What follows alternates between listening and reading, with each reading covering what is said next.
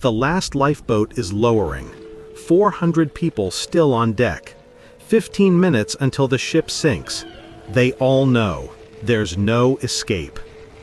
2:05 a.m., April 15, 1912. Collapsible D, the final lifeboat. Capacity 47 people.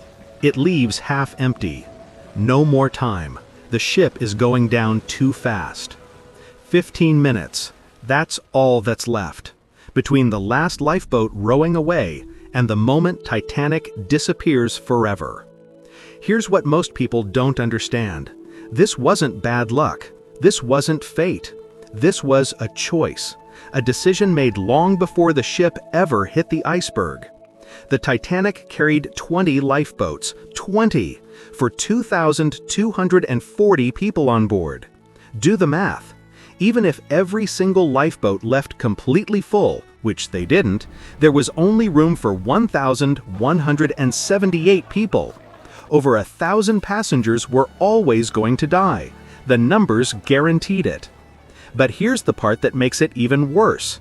The Titanic was designed to carry 64 lifeboats. 64! Enough for everyone on board with room to spare. So why only 20? Because the ship's owners thought more lifeboats would make the deck look cluttered, would ruin the first-class passengers' view of the ocean.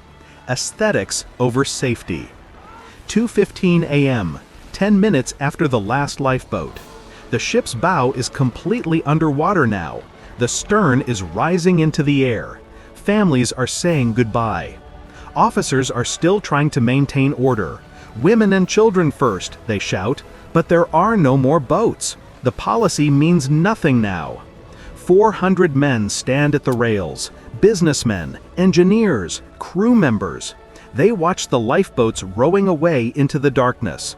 Small dots of light getting smaller.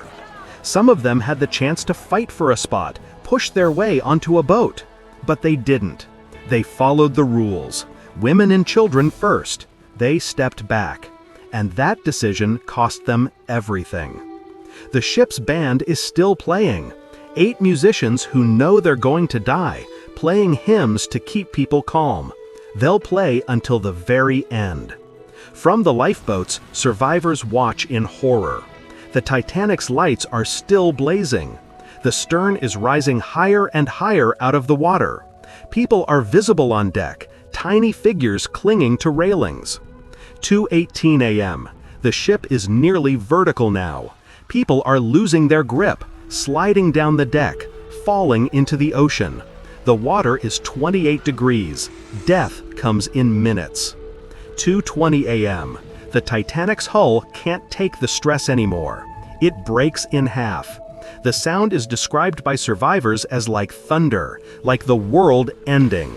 And then it's gone. The unsinkable ship. 2 hours and 40 minutes from iceberg to ocean floor. 1,500 lives lost.